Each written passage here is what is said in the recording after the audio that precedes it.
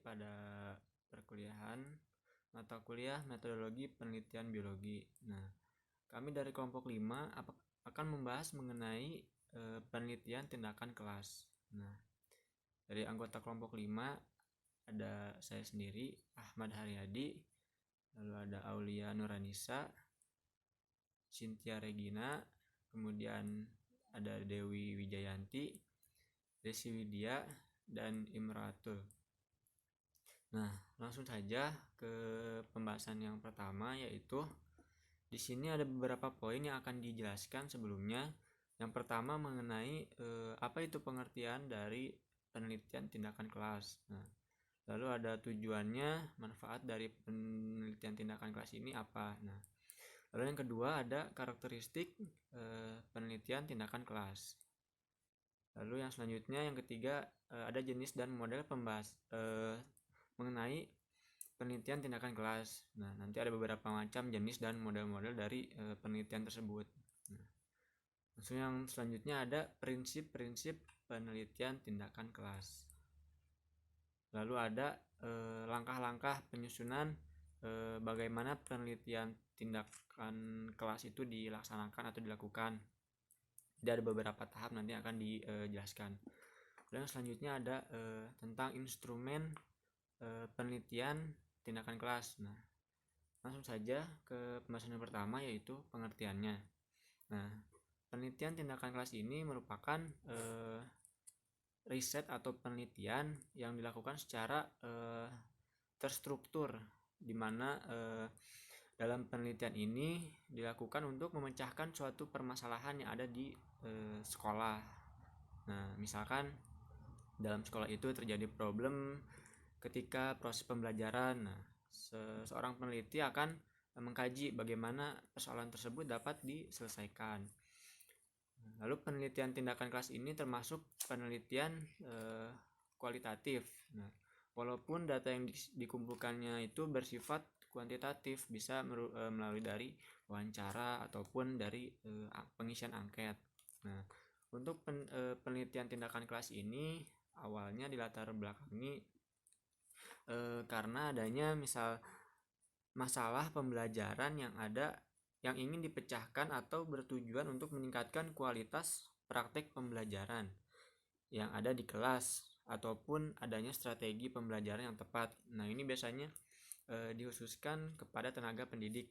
Jadi bagaimana cara mencari solusi agar pembelajaran berjalan sesuai dengan yang direncanakan. Nah, mungkin itu untuk pendahuluannya. Selanjutnya akan dilanjutkan materi berikutnya. Selanjutnya, saya akan menjelaskan tentang tujuan penelitian tindakan kelas. Nah, yang pertama ini ada perbaikan dan peningkatan mutu produktivitas proses pendidikan dan pembelajaran. Lalu yang kedua ada perbaikan sistem, proses, dan hasil pendidikan dan pembelajaran. Lalu yang ketiga ada peningkatan profesionalisasi guru melalui kegiatan penelitian. Dan yang keempat ada penyelesaian atau solusi masalah dilakukan dengan pendekatan ilmiah atau penelitian. Lalu ada manfaat penelitian tindakan kelas. Nah, manfaat ini terbagi menjadi 3, ada manfaat bagi guru, manfaat bagi siswa, dan bagi sekolah. Nah, manfaat bagi guru ini, yang pertama ada memperbaiki proses pembelajaran, lalu yang kedua ada meningkatkan profesionalitas guru, yang ketiga meningkatkan kepercayaan diri, dan yang keempat ada mengembangkan keterampilan gurunya. Lalu manfaatnya bagi siswa, yaitu dapat meningkatkan proses pembelajaran, dan yang kedua itu meningkatkan hasil proses belajar dan meningkatkan prestasinya. Nah, lalu manfaatnya bagi sekolah yaitu untuk terciptanya kondisi yang kondusif bagi perbaikan iklim sekolah dan menjadikan sekolah itu berkembang maju dengan pesat. Nah, selanjutnya akan dilanjutkan oleh yang lain. Nah, saya Dewi Jayanti, NIM 024 akan menjelaskan mengenai karakteristik, model, dan jenis-jenis PTK. Nah, di sini ada beberapa karakteristik, yaitu ada 6. Yang pertama itu bersifat situasional, yang kedua upaya kolaboratif, yang ketiga bersifat self-evaluatif, yang keempat bersifat luas dan selalu dapat disesuaikan, yang kelima mengutamakan data pengamatan dan perilaku empiris pembelajaran, yang terakhir bersifat agak longgar. Nah, untuk yang pertama bersifat situasional. Nah, di mana masalah ini tuh diangkat dari situasi atau praktik pembelajaran dari gurunya atau dari peserta didiknya secara langsung, dan kemudian diupayakan penyelesaiannya melalui penelitian seperti itu. Dan selanjutnya yang kedua, upaya kolaboratif antara guru dan guru atau peserta didik selalu bekerja sama dengan perspektif berbeda. Yang ketiga, bersifat self evaluatif. Nah, di sini itu kegiatan yang dilakukan secara kontinu, dievaluasi dalam proses, kemudian bertujuan untuk perbaikan atau meningkatkan praktik pembelajarannya. Yang keempat, bersifat luas dan selalu dapat disesuaikan. Seperti poin yang pertama, yaitu selalu dapat disesuaikan dengan praktik pembelajarannya atau dengan situasi kondisi yang ada di sekolah tersebut. Yang kelima, yaitu mengutamakan data pengamatan dan perilaku empiris pembelajaran. Nah, di sini tuh dalam penelitian ini tuh mengutamakan data pengamatannya. Jadi pengamatannya itu secara langsung dan secara situasional. Jadi bisa berubah jika situasi dan kondisinya juga berubah seperti itu. Kemudian bersifat agak longgar. Nah, di sini tuh tidak seketat penelitian sebenarnya. Jadi sifat sasarannya situasional atau spesifik. Artinya sasarannya dapat berubah disesuaikan dengan keadaannya, sampel terbatas dan tidak representatif, sehingga hasilnya tidak dapat digeneralisasikan. Artinya hanya berlaku bagi guru yang bersangkutan saja, seperti itu. Di sini ada model PTK, ada dua model. Yang pertama itu model Cartloin dengan model Kemis dan M.C.Taggart. Nah, di sini model Cartloin model ini merupakan dasar model PTK lain. Nah, karena beliau yang memperkenalkan untuk pertama kalinya penelitian tindakan kelas ini. Nah, menurut model ini tuh PTK itu terdiri dari 4 komponen atau 4 tahap. Yang pertama itu perencanaan atau planning, yang kedua tindakan atau action, yang ketiga observasi atau pengamatan, yang keempat refleksi atau reflecting. Nah, kemudian model Kemis dan M.C.Taggart. Nah, model ini merupakan pengembangan model yang pertama. Nah, dalam model ini tuh komponen tindakan dan pengamatan dijadikan satu dengan alasan keduanya dalam praktik tidak dapat dipisahkan. Yang pertama itu ada tahap-tahapnya. Yang pertama plan, action, dan observasi. Kemudian ada reflect, kemudian ada revisit, plan, selanjutnya ada action and observasi lagi, kemudian ada reflect lagi, seperti itu. Kemudian ada jenis-jenis PTK. Nah, di sini tuh ada 4 jenis PTK. Yang pertama itu PTK diagnostik. Nah, di sini tuh penelitian yang dirancang dengan menurun penelitian ke arah suatu tindakan. Nah, peneliti mendiagnosis dan memasuki situasi yang ada di dalam latar penelitiannya. Atau contohnya nih, apabila peneliti berupaya menangani perselisihan, pertengkaran atau konflik yang dilakukan di antar siswa yang terdapat di suatu sekolah atau kelas, seperti itu. Kemudian yang kedua, PTK partisipan. Nah, ialah apabila orang yang akan melaksanakan penelitian harus terlibat langsung dalam proses penelitian sejak awal sampai dengan akhir. Nah, sampai dengan akhir atau sebuah laporan, seperti itu. Nah, PTK di sini tuh peneliti dituntut untuk keterlibatannya secara langsung dan terus-menerus sejak awal sampai berakhirnya penelitian. Nah, seperti itu. Jadi harus terlibat langsung, seperti itu.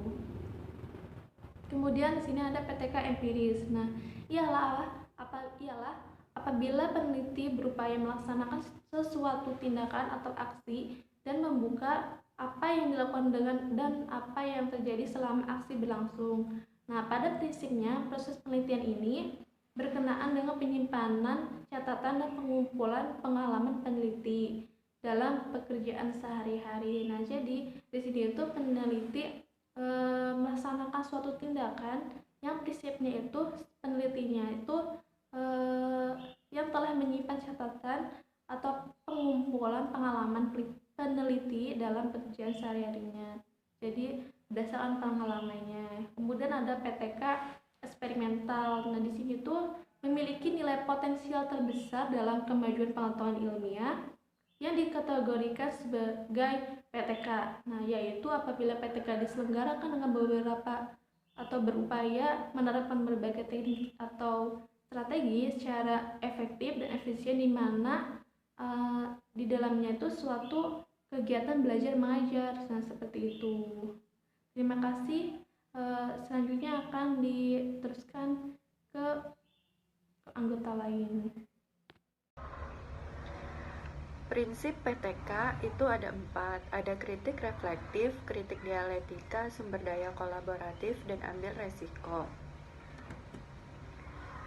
Yang pertama, kritik reflektif. Refleksi ialah suatu upaya evaluasi atau penilaian. Nah, prosedur dasar membuat kritik refleksi yaitu mengumpulkan catatan-catatan yang telah dibuat oleh peserta penelitian tindakan atau pihak berwenang. Kemudian menjelaskan dasar refleksi catatan-catatan. Pernyataan dapat ditransformasi menjadi pernyataan sederet alternatif yang mungkin dapat disarankan. Nah, yang kedua ada kritik dialektika. Kritik dialektis dapat dilakukan dengan peneliti memusatkan pada karakteristik dari perangkat. Yang pertama, terpisah tapi dalam konteks hubungan yang perlu ada. Yang kedua, ika tapi bineka. Peneliti-peneliti perlu mencari keikaan di antara perbedaan yang tampak jelas dan kontradiksi yang tersembunyi di balik keikaan yang tampak jelas. Kemudian, yang ketiga, cenderung berubah. Peneliti menangkap isyarat bahwa sesuatu berubah di masa yang akan datang. Kemudian, sumber daya kolaboratif. Kolaborasi dimaksudkan bahwa untuk melengkapi ketuntasan pemahaman terhadap situasi penelitian, maka beberapa orang akan memberikan kelengkapan pemahaman yang lebih tuntas dibandingkan dengan pemahaman yang hanya dilakukan oleh satu orang. Artinya, proses kolaborasi berfungsi sebagai tantangan terhadap objektivitas seseorang. Proses kolaboratif melibatkan pemeriksaan hubungan antar data. Keluaran proses tersebut adalah sederet analisis yang didasari hubungan yang melekat dan diperlukan baik logis maupun empiris. Nah, kemudian ada ambil resiko. Asas ini bahwa pemrakarsa peneliti harus berani mengambil resiko melalui proses penelitiannya. Salah satu resikonya adalah melesetnya hipotesis. Kemungkinannya adalah penafsiran sementara peneliti tentang situasinya yang sekedar menjadi sumber daya bersama-sama dengan penafsiran anggota lainnya. Keputusan penelitian yang terkait dengan persoalan yang dihadapi, dan antisipasi peneliti terhadap urutan kejadian yang akan dilalui oleh penelitiannya. Langkah metodologi penelitian. Yang pertama, identifikasi masalah. Identifikasi masalah adalah salah satu proses penelitian yang boleh dikatakan paling penting di antara proses yang lain. Beberapa hal yang dijadikan sebagai sumber masalah adalah bacaan, pertemuan ilmiah, dan observasi atau pengamatan. Analisis masalah. Analisis masalah mempunyai beberapa tujuan, yaitu mendapatkan kejelasan masalah yang sesungguhnya, menemukan kemungkinan faktor penyebab, menentukan kadar permasalahan. Beberapa hal yang harus diperhatikan adalah jangan memilih masalah yang Anda tidak kuasai. Ambillah topik yang skalanya kecil dan relatif terbatas. Pilih masalah yang dirasakan paling penting bagi Anda dan mengkaitkan masalah dengan upaya pengembangan sekolah. Yang ketiga ada perumusan masalah. Perumusan masalah hendaknya singkat dan bermakna. Kemudian dalam bentuk kalimat tanya, jelas dan konkret. Masalah hendaknya dirumuskan secara operasional. Rumusan masalah hendaknya mampu memberi petunjuk tentang memungkinkannya pengumpulan data di laporan, dan perumusan masalah harus dibatasi lingkupnya. Melanjutkan yang sebelumnya, saya akan meneruskan langkah-langkah PTK ini. Yang selanjutnya itu ada hipotesis. hipotesis ini apa sih? Hipotesis dalam penelitian tindakan kelas bukan hipotesis perbedaan atau hubungan, melainkan hipotesis tindakan. Nah, rumusan hipotesis tindakan memuat tindakan yang diusulkan untuk menghasilkan perbaikan yang diinginkan. Contohnya, misalkan hipotesis tindakan akan diberikan di sini situasinya adalah kelas yang siswa-siswanya sangat lamban dalam memahami bacaan. Berdasarkan analisis masalahnya, penelitian menyimpulkan bahwa siswa-siswa tersebut memiliki kebiasaan membaca yang salah dalam memahami makna bahan bacaannya, dan bahwa kesiapan pengalaman untuk memahami konteks perlu ditingkatkan. Maka hipotesis tindakannya itu sebagai berikut. Bila kebiasaan membaca yang salah dibetulkan lewat teknik-teknik perbaikan yang tepat dan kesiapan pengalaman untuk memahami konteks bacaan ditingkatkan, maka para siswa akan meningkatkan kecepatan bacaannya.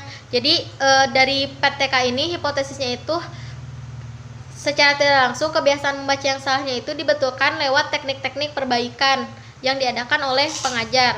Nah, contoh hipotesisnya misalkan bisa dilihat di PPT ada masalah rendahnya kemampuan mengajukan pertanyaan kritis di kalangan siswa SMKN kelas 10.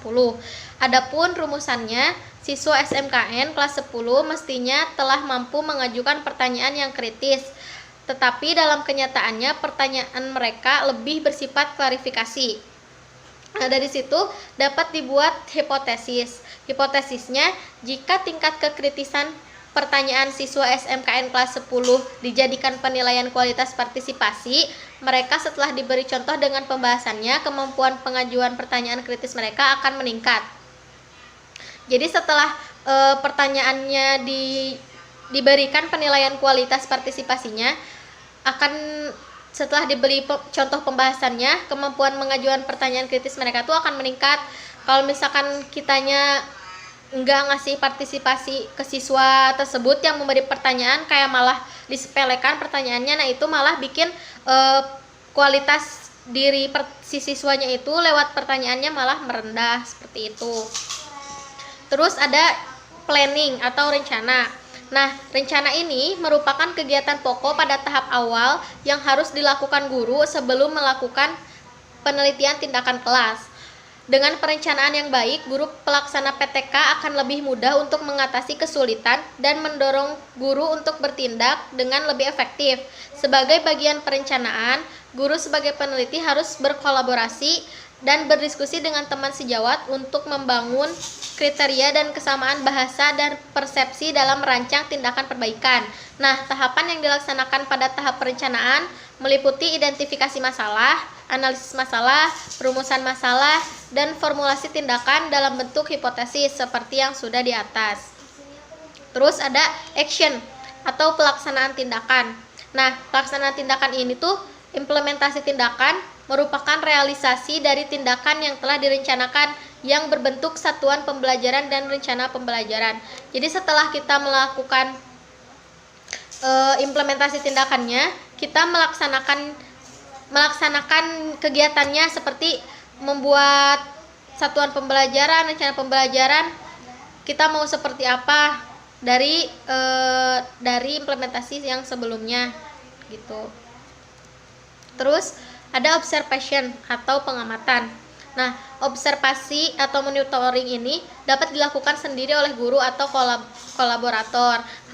Hal yang harus dicatat saat observasi atau monitoring adalah semua hal yang terjadi di kelas penelitian, seperti mengenai kinerja guru, situasi kelas, perilaku dan sikap peserta didik, terus penyajian materi dan penyerapan peserta didik terhadap materi. Pencatatannya itu dilakukan dengan instrumen penilaian yang telah disiapkan. Biasanya dalam actionnya atau dibuat rencana pembelajarannya juga sudah disediakan ya, ada instrumen-instrumen penelitiannya yang telah disiapkan seperti itu. Nah, terus ada refleksi atau reflection. Refleksi ini upaya evaluasi yang dilakukan oleh kolaborator atau partisipan yang terkait dengan suatu PTK yang dilaksanakan. Nah, refleksi juga dilakukan dengan cara kolaboratif, yaitu dengan melakukan diskusi terhadap berbagai masalah yang terjadi di kelas penelitian. Nah, refleksi dilakukan setelah implementasi tindakan dan hasil observasi. Berdasarkan refleksi ini dilakukan perbaikan atau tindakan untuk siklus berikutnya. Refleksi atau evaluasi ini juga sering ya, misalkan dilakukan seorang gurunya kepada siswa dalam tindakan kelas itu, mau itu di pertengahan pembelajaran atau di akhir pembelajaran. Dan refleksi ini juga bisa berupa evaluasi diskusi secara langsung ataupun memberikan soal-soal kepada siswa yang dapat kita nilai dan dapat kita evaluasi ke depannya harus seperti apa, seperti itu. Terus yang terakhir ada penyusunan laporan. Nah, laporan penelitian ini disusun setelah penelitian selesai dengan menggunakan format yang telah ditetapkan. Dalam PTK ini, format penyusunannya itu ada 5 bab. Yang pertama, pendahuluan. Yang kedua, kajian pustaka. Ketiga, metode penelitian. Keempat, hasil penelitian dan pembahasan. Dan bab kelima, kesimpulan dan rencana tindak lanjut. Sekian langkah-langkah penelitian tindakan kelas. Berikutnya akan dilanjutkan oleh rekan saya. Bismillahirrahmanirrahim, saya Desi dengan NIM 20 yang akan menjelaskan tentang instrumen penelitian tindakan kelas. Sebelumnya kita kenalan dulu sama apa itu instrumen. Nah, instrumen penelitian merupakan alat atau fasilitas dalam mengumpulkan data yang digunakan untuk mengukur kemampuan siswa dalam bentuk pertanyaan dan pernyataan yang memiliki standar skala jawaban tertentu. Nah, selain digunakan untuk mengukur siswa seperti yang sudah dijelaskan oleh rekan saya sebelumnya, penelitian tindakan kelas juga dapat meneliti guru. Nah, jadi selain digunakan untuk mengukur kemampuan siswa juga dapat digunakan untuk mengukur kemampuan guru dalam mengajar di kelas. Nah, instrumen untuk mengukur keberhasilan tindakan yang dilakukan itu dilihat ada 2 sisi. Dilihat dari 2 sisi itu ada proses, dari segi proses pengamatan, juga ada dari segi yang diamati. Sebelum membahas tentang kedua ini, kita sudah mengetahui instrumen penelitian. Dari penelitian kuantitatif itu biasanya menggunakan instrumen berupa tes, angket, wawancara, terstruktur, dan lainnya. Untuk penelitian kualitatif dapat menggunakan instrumen yaitu peneliti sebagai instrumen, buku catatan, record HP, kamera, handycam, dan lain sebagainya. Nah, peneliti sebagai instrumen di sini maksudnya apa? Karena ini penelitiannya kualitatif, biasanya menggunakan wawancara. Jadi, saat kita wawancara langsung itu perlu penekanan, misalkan ada penekanan intonasi, terus gerak-gerik, mimik wajah, itu perlu diperhatikan karena kesuksesan dari penelitian kualitatif menghasilkan data yang baik itu dari peneliti itu sendiri. Nah, untuk selanjutnya kita akan membahas tentang instrumen yang digunakan dari segi proses dan dari segi yang diamati. Nah, untuk segi proses di sini ada 3, ada input, proses, dan output. Nah, input ini instrumen yang dikembangkan dari hal-hal yang menjadi akar masalah beserta pendukungnya. Misalnya, jika akar masalah adalah kemampuan awal siswa dianggap kurang, dalam hal ini tes, kemampuan awal dapat menjadi instrumen yang tepat. Jadi maksudnya di sini kemampuan siswa dalam menyerap materi sebelumnya atau pengetahuan awal siswa yang memang kurang gitu, ini tuh bisa diteliti melalui tes kemampuan awal atau biasa kita sebut dengan pretest ya. Nah, jadi pretest ini bisa memetakan gimana sih kemampuan awal siswa sebelum disampaikan materi, misalkan fotosintesis, apakah siswa sebelumnya sudah mengetahui atau sudah paham konsepnya atau bagaimana. Jadi kalau misalkan terdapat peningkatan di proses akhirnya Artinya pembelajaran guru itu tersampaikan dengan baik. Tapi apabila terjadi penurunan atau bahkan hasil yang tidak signifikan pada pretest maupun post-test, berarti ada yang salah nih dengan proses pembelajaran yang disampaikan oleh guru, dan itu tuh bisa diketahui dari instrumen yang kita gunakan tes ini, misalkan pretest dan post-test yang digunakan gitu. Nah, kalau dari segi proses, instrumen yang digunakan pada saat proses pembelajaran berlangsung berkaitan erat dengan tindakan yang dipilih. Dalam tahap ini banyak format yang tersedia, akan tetapi format yang digunakan hendaknya sesuai dengan tindakan yang dipilih. Jadi ini tuh berlangsung pada kegiatan pembelajaran, pada proses pembelajaran. Nah, untuk selanjutnya itu output. Instrumen untuk output berkaitan erat dengan evaluasi pencapaian hasil. Nah, ditekankan di sini yaitu evaluasi ya. Berdasarkan kriteria dan atau indikator yang telah ditetapkan. Misalnya nilai 75 ditetapkan sebagai ambang batas peningkatan atau yang biasa kita kenal dengan KKM.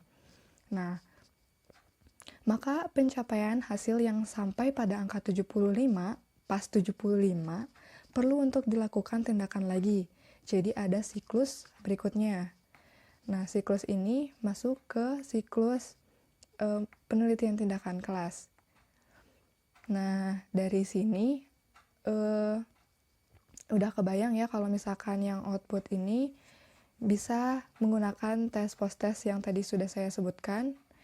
Misalkan siswa mendapat nilai 75 atau kurang dari itu, maka perlu dilakukan tindakan lagi untuk meningkatkan kemampuan siswa supaya dapat melampaui KKM itu sendiri. Misalkan di sini 75 KKM-nya. Selanjutnya dari segi yang diamati. Nah, dari yang segi diamati itu ada 3, ada guru, kelas, dan siswa. Untuk guru, alat yang digunakan misalnya yang diamati itu pengelolaan kelas, kemampuan guru menerapkan metode pembelajaran tertentu, atau keterampilan mengajar lainnya, yang memuat secara rinci peristiwa yang terjadi di kelas berdasarkan urutan kronologis, mulai dari pendahuluan, menjelaskan, melakukan variasi, mengajukan pertanyaan, sampai pada kegiatan penutup pelajaran. Nah, kalau dari sini kita udah tahu ya kalau misalkan peristiwa ini tuh ada di kegiatan pembelajaran di RPP. Untuk yang kelas, manfaatnya dapat mengungkapkan praktik-praktik pembelajaran yang menarik dalam kelas, dapat menunjukkan strategi yang digunakan guru dalam menangani hambatan dan kendala pembelajaran yang terjadi. Contohnya itu catatan kelas meliputi deskripsi tentang lingkungan fisik kelas, tata letak, dan manajemen kelas. Nah, ini tuh bisa dijadikan instrumen juga. Selanjutnya, pada siswa. Instrumen yang digunakan untuk mengamati perilaku siswa secara individual atau berkelompok sebelum, saat berlangsung, dan setelah selesai pembelajaran. Perubahan setiap individu diamati dalam durasi waktu tertentu, mulai dari sebelum dilakukan tindakan, pada saat implementasi tindakan atau proses pembelajaran, dan setelah tindakan, atau setelah proses pembelajaran selesai. Nah, di sini ada beberapa alat yang sudah kita kenal. Misal, di sini ada wawancara. Alat wawancara atau alat instrumen wawancara ini biasa digunakan misalkan pada guru, siswa, kepala sekolah, dan fasilitator yang berkolaborasi. Nah, wawancara digunakan untuk mengungkapkan data yang berhubungan dengan sikap, pendapat, atau wawasan seseorang. Wawancara dapat dilakukan secara bebas dan terstruktur dalam situasi wajar dan informal. Nah, wawancara hendaknya menggunakan pedoman wawancara ya, menggunakan pedoman wawancara agar semua informasi dapat diperoleh secara lengkap. Jadi benar-benar terstruktur apa aja yang mau ditanyakan. Guru mitra dapat pula berperan sebagai pewawancara terhadap siswanya, akan tetapi harus dapat menjaga agar hasil wawancara memiliki objektivitas yang tinggi. Jadi, ketika guru berperan sebagai pewawancara, guru tidak boleh menilai hasil wawancara itu berdasarkan dari subjeknya, siapa siswa tersebut, apakah dia berprestasi atau tidak, tapi benar-benar dari hasilnya. Selanjutnya ada kuesioner. Nah, kuesioner itu biasa kita kenal dengan angket ya, dapat dikembangkan berdasarkan permasalahan yang ingin digali. Misalnya tanggapan siswa tentang penerapan model pembelajaran yang baru diikuti, atau bagaimana jika model tersebut diterapkan pada pokok bahasan yang lain. Misalkan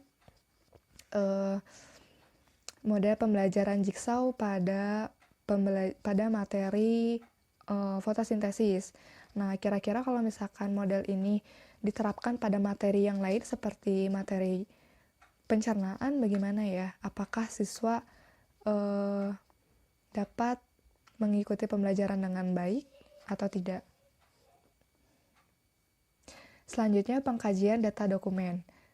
Pengkajian data melalui dokumen, misalkan dari daftar hadir, silabus, RPP, hasil karya siswa, hasil karya guru, lembar kerja, dan sebagainya. Jadi ini tuh bisa dibilang data sekunder gitu ya, data yang dari dokumen-dokumen yang biasa kita temui, misalkan ya kayak silabus, RPP, dan lain sebagainya. Itu bisa jadi alat atau untuk mendapatkan data tambahan atau data sekunder. Kemudian tes. Nah, pengambilan data yang berkaitan dengan pengetahuan, bakat, dan hasil belajar dapat dilakukan melalui tes dan asesmen. Kalau ini udah tahu ya, soal-soal ulangan seperti misalkan post-test, pre-test, terus ada soal latihan, kuis, dan sebagainya, itu termasuk tes. Dan dari situ kita bisa mengambil data untuk kita teliti. Yang selanjutnya ada observasi. Observasi ini digunakan untuk mengamati secara langsung atau tak langsung aspek-aspek aktivitas belajar siswa dan kinerja guru pada saat proses pembelajaran berlangsung. Jadi kita mengamati apa yang dilakukan oleh siswa atau apa yang dilakukan oleh guru, bagaimana kinerjanya pada saat proses pembelajaran berlangsung. Nah, untuk observasi ini, contohnya di sini ada rating scale. Nanti kita bahas. Nah, untuk yang terakhir ini ada penjelasan dari alat berupa buku catatan. Nah, buku catatan penelitian ini berguna untuk mendokumentasikan momentum penting yang kita tidak tahu kapan datangnya gitu. Terus kita nggak tahu kalau itu bakalan penting atau enggak, tapi kita catat dulu aja. Tentunya yang berhubungan dengan fokus penelitian kita. Biasanya buku catatan ini baru terasa manfaatnya pada tahap kita sudah menganalisis data. Kita mau menganalisis data maksudnya ya.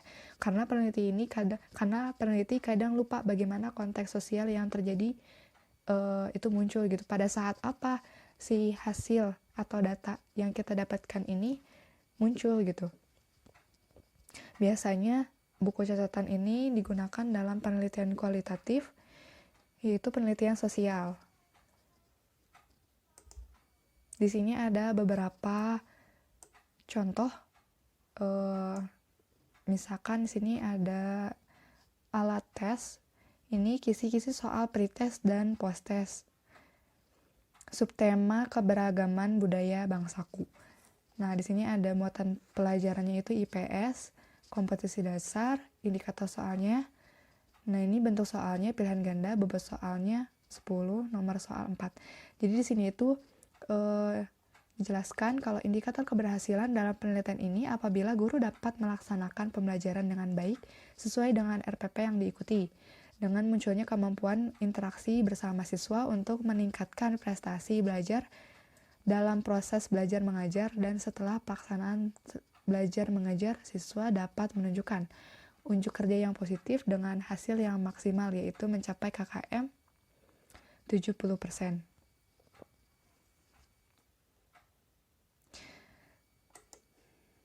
Nah, untuk yang tadi saya bahas observasi, itu contohnya rating scale. Rating scale ini Maksudnya itu kayak mengurutkan gitu ya.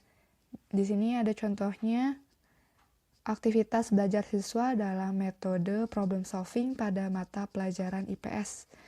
Nah, ini lembar observasinya.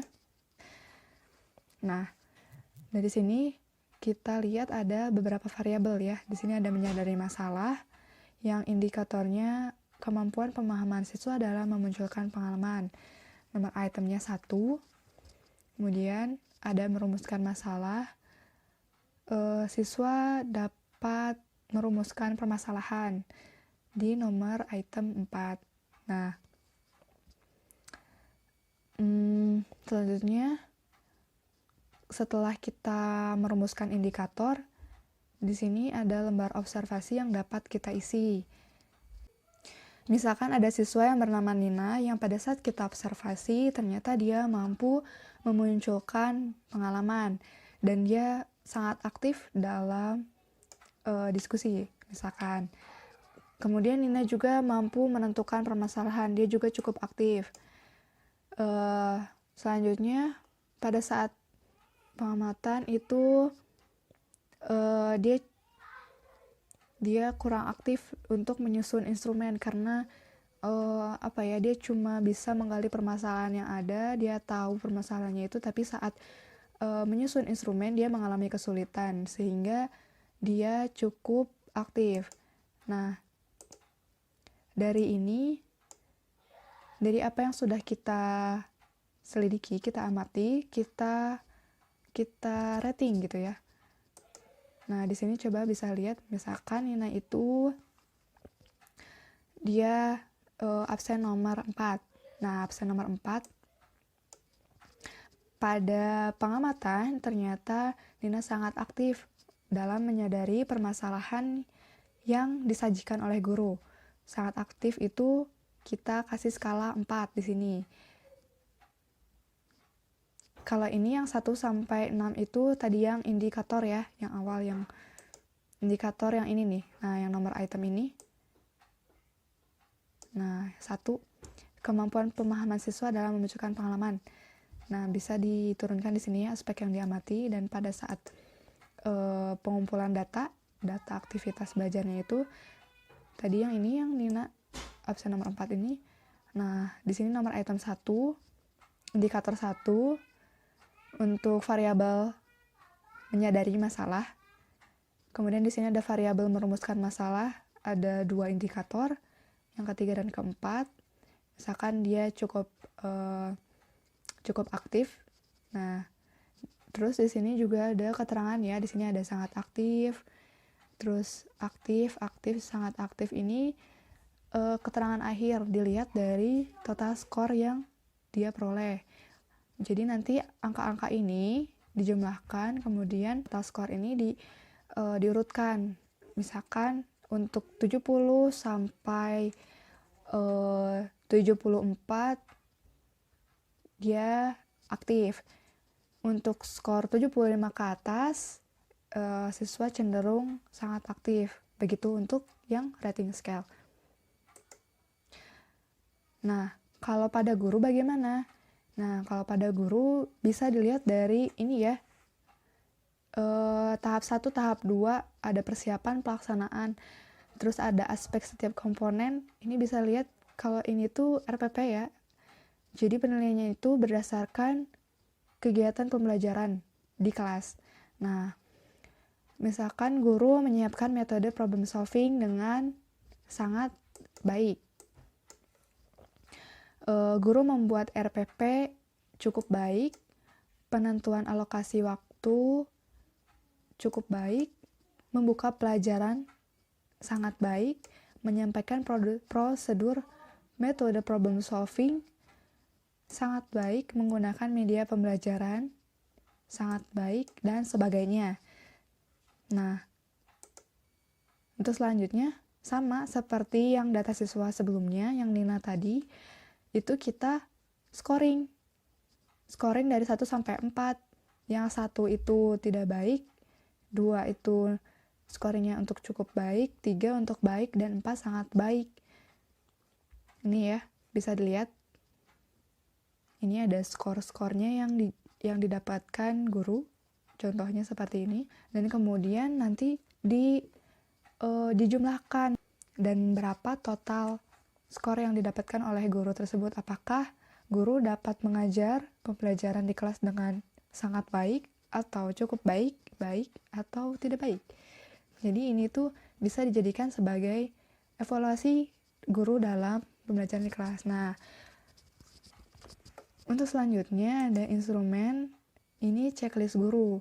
Ini tuh ditujukan untuk mensistematisasikan catatan observasi biar sistematis. Nah, faktor yang diamati itu misalkan tadi ada persepsi, penguasaan materi, pengorganisasian proses belajar, dan evaluasi. Jadi kalau checklist guru itu kalau di rating scale itu di penggunaan yang ini ya. Nah, ini yang checklist. Karena di sini ngisinya kita kan checklist aja. Kemudian kalau rating scale-nya itu pada saat kita scoring atau pengukuran skor untuk tiap-tiap indikator bernilai bagaimana gitu. Kalau yang checklist ini seperti ini, tapi kalau biasanya kalau yang checklist ini dipadukan dengan rating scale karena mudah diolah. Jadi nanti datanya kan berupa data kuantitatif yang berupa angka, jadi gampang diolah.